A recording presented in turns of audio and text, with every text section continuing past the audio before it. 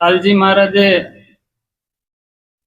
પોતાની વાણી દ્વારા વાત કરી કે જો નિર્મળ મતું હોય આપનું તો આજે ને આજે હરિના દર્શન થાય. નિર્મળ મતું હોવું જોઈએ. કેવું? જ્યાં પણ જ્યાં બેઠા હોય ને આપણી પૂરેપૂરી આપણી હાજરી હોવી, કોઈ છળ કપટ વગરનું આપણું જીવન હોવું. એટલે લાલજી મહારાજ બોલ્યા કે નિર્મળ મતું હોય આપનું તો આજે ને આજે હરિના દર્શન થાય. પણ જ્યારે ચોટ લાગે જીવનની અંદર બધેથી આને જાકારો મળે ને એટલે પોતે ભીતર વળે. ક્યાં વળે? કેમ કે ત્યાં સિવાય ભીતર વળે. એટલે જો એકવાર આ ભીતર વળી જાય તો અંદર આને ખટકો પડી જાય કે હું આની અંદર છે કોણ. મૂળ મોટામાં મોટો પ્રશ્ન આની અંદર હોય. કોઈનો પણ પ્રશ્ન હોય તો પોતાને આ જ પ્રશ્ન હોય કે હું આની અંદર છે કોણ. ભાઈ, આ પાંચ તત્વના દેહની અંદર હું છે કોણ? જ્યારે આ જન્મ નતો થયો એ પહેલા હું ક્યાં કહીશું તો ખરા ને. હા ને, એવો પ્રશ્ન જાગે. હું જાગે? આ દેહ નતો એની પહેલા હું ક્યાં કહીશું તો ખરા ને. આ દેહ પડી જાય પછી હું ક્યાંક જવાનો તો ખરા ને. એની અંદર પ્રશ્ન જાગી ગયો. હું જાગ્યો? જ્યારે બુદ્ધને આ અંદર પ્રશ્ન જાગ્યો એટલે એને ખબર પડી ગઈ કે આની અંદર હું છે કોણ.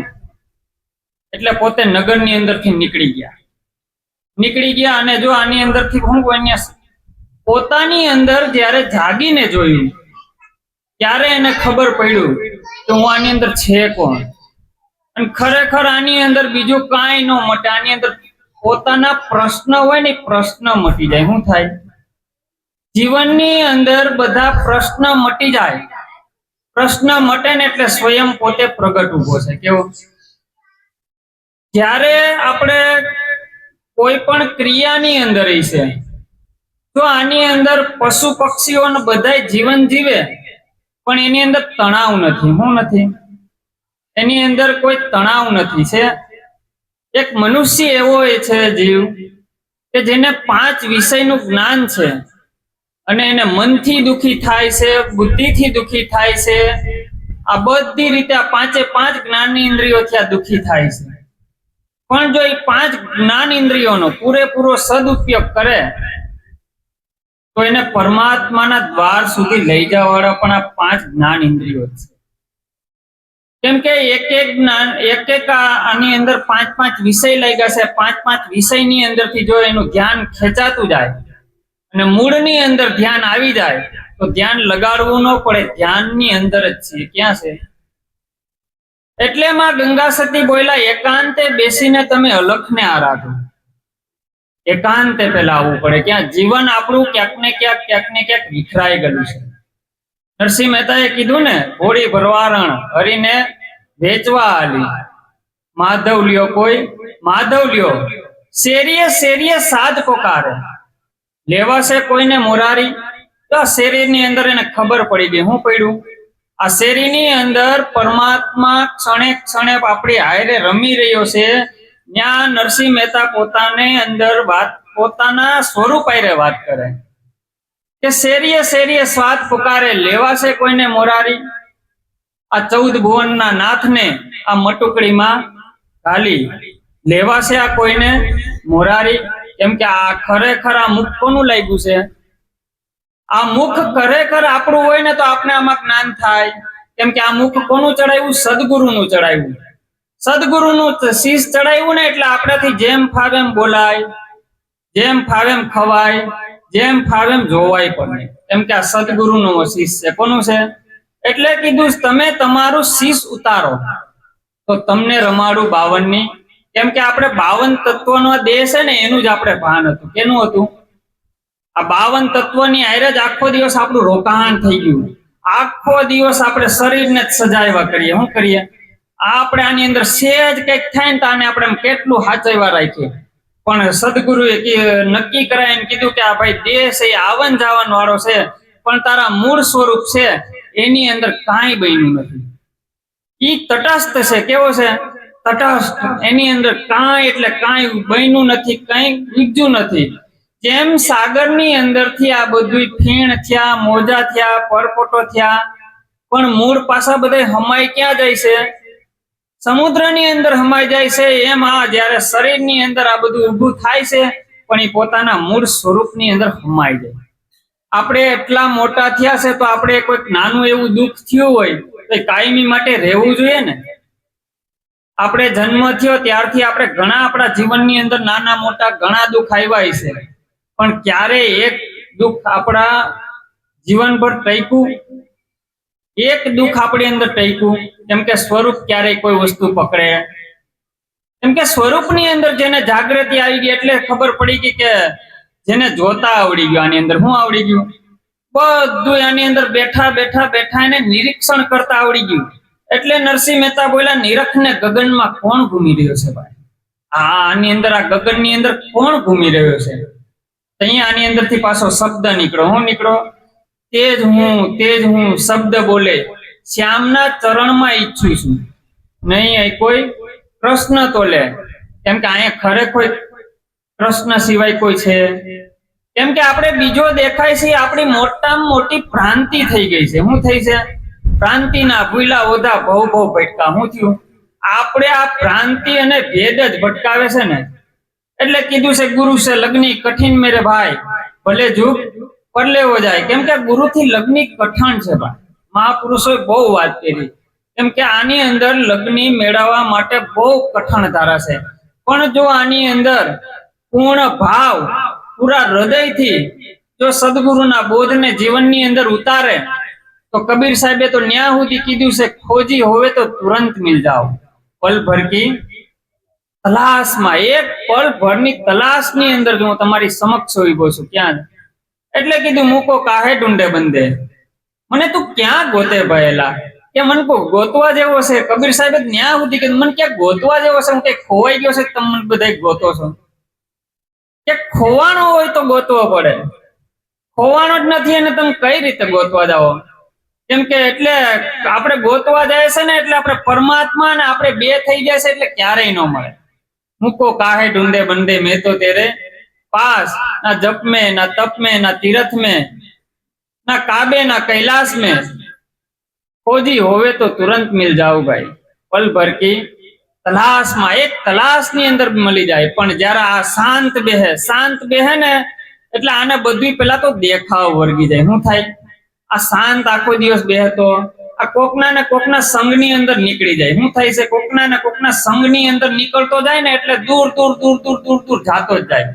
જેમ પોતાના સ્વરૂપની હારે રહેવાનું હતું એમાં બધાના સંગ હારે જોજન દૂર વહી ગયો.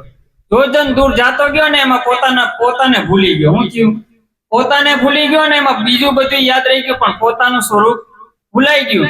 કેમ કે આ કેવું થયું? જાંજવાનું જળ છે ને દેખાય છે, જાંજવાનું જળ નથી અને દેખાય છે અને સાચું માની લીધું છે પાણી છે પાણી છે પાણી છે, પણ ખરેખર છે આ કેવું થાય? ભાસ થઈ ગયો. કેવું?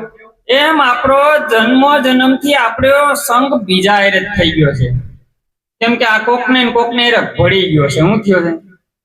કેમ કે આપણે તમે જો અગ્નિની અંદર લીલા લાકડા નાખો તો શું થાય? ધુવાળા જ નીકળે કે બીજું કઈ થાય?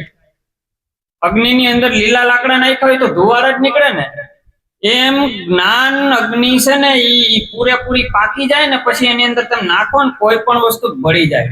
જ્યારે આપણે અંદર જ્ઞાન પ્રગટ થઈ જાય ને પછી જ્ઞાન છે ને આની અંદર બધું બાળીને ભસ્મ કરી નાખશે. શું થાય? જ્યારે જ્ઞાન થઈ જાય એટલે બધું બળીને ભસ્મ થઈ જાય અને ખબર પડી ગઈ કે હવે આત્માનો પ્રકાશ આવી ગયો. શું થયું? આત્માનો જેને પ્રકાશની ખબર પડી ગઈ, જે કંઈ પણ જોઈ છે, જે કંઈ પણ સાંભળે છે, જે કંઈ પણ બોલે છે એ બધું આત્મા દ્વારા આનું કેન્દ્રમાં આવી ગયું. ક્યાં? આજે કેન્દ્રમાં બધું બીજું ભળી જતું હતું ને ત્યાં આત્માની અંદર આને કેન્દ્રમાં લાવી દીધું. જેમ ઓલો વંટોળિયો ઉડ્યો એટલે એની અંદર બધું ઉડવા વર્ગી ગયું. શું થયું?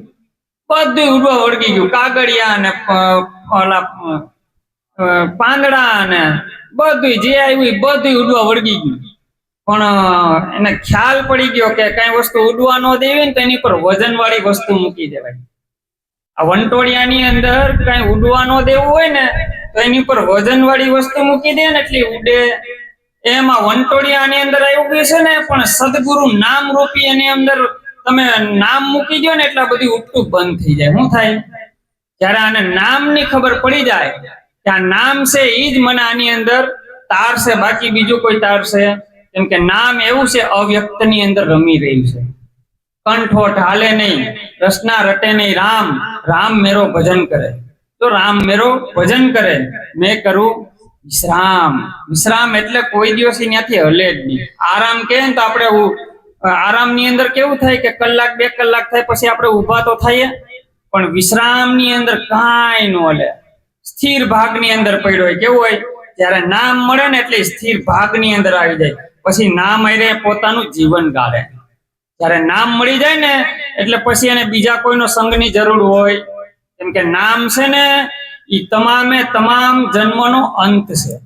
જયારે આ નામની આરે સુરતા જોડાઈ જાય ને પછી ત્યાં કોઈ જન્મ કે મરણ ન્યાયને લાગતું નથી. પણ જયારે દેહ દશા છે, દેહ દશાની આરે આપણે જીવન જીવીએ છીએ એટલે આપણે જન્મ અને મરણ લાગુ પડે છે.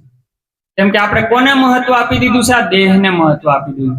જયારે નામની આરે સુરતા લાગી જાય ને એટલે આને જન્મ અને મરણનું ચક્ર ને બે રોકાઈ જાય. શું થાય? રોકાઈ ગયું.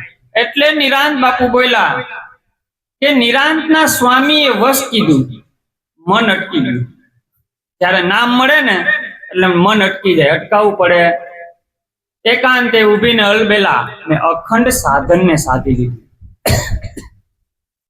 જ્યાં સાધન આની અંદર હતું ને એને ખબર પડી ગઈ, એકાંતે ઉભીને અલખને આરાધ્યા. ત્યારે અખંડ સાધન હતું ને જે સદગુરુએ નામ જે ઘાટે કરીને પ્રગટ કરીને બતાવ્યું હતું, પણ જયારે અભ્યાસ કરે ને એટલે આને અંદર સ્વયં પ્રગટ થાય. નામ સ્વયં નામ પ્રગટ થાય ને પછી એને જન્મ અને મરણ બે ત્યાં રોકાઈ જાય.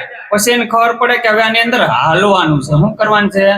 જયારે નામ મળે ને એટલે આપણે માની ન લેવું કે આપણે બધી પૂર્ણ થઈ ગયું, પણ નામ મળે ને પછી ત્યાંથી ગતિ શરૂ થાય. શું થાય?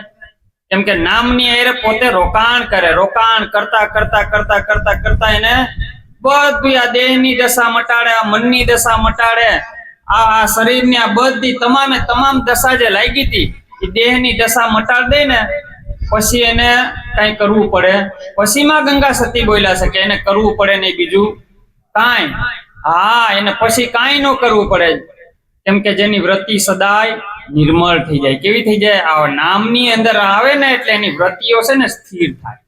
આ વૃત્તિના વેગ થયા છે વેગડા, ઠરવાનું મળી ગયું ઠેકાણું. જો મહાપુરુષો ન્યા સુધી કહે છે કે વૃત્તિના વેગ થઈ ગયા વેગડા અને ઠરવાનું મળી ગયું ઠેકાણું. આપણે જેમ આપણું ઘર મળી જાય એટલે આપણે કેમ હાશકારો થઈ જાય, હાશ હવે મારું ઘર આવી ગયું, હવે મારે કોઈની ઉપાધિ હોય. એમ આપણે બીજાના ઘરે રહેતા હોય ને તો ત્યાં આપણે આમ હકડાઈથી આમ રહેવું પડે, એની જેમ રાખે એમ રહેવું પડે. પણ જયારે આપણે આપણા ઘરની અંદર આવી જાય ને પછી ની હાશકારો થઈ જાય. હું હાશ હવે મારે અહીં કોઈની બીક છે. કેમ કે ત્યાં આપણે ગમે એમ રહીએ ત્યાં આપણે કોઈની બીક હોય. એમ જયારે નામ મળી ગયું ને પછી ત્યાં કોઈની બીક હોય નહીં. પણ જયારે નામની એ સુરતા ધીમે ધીમે ધીમે ધીમે કેમ આની અંદર લાગી રહેવું. પણ જેમ જેમ જેમ જેમ અભ્યાસ થાય ને એટલે નામ પ્રગટ થઈ જાય. આવો સદગુરુનો મહિમા છે. જેને જેને સમજાય તેને ધન્યવાદ છે. આટલું કઈ મારી વાણીને વિરામ આપું છું. સદગુરુ મહારાજ.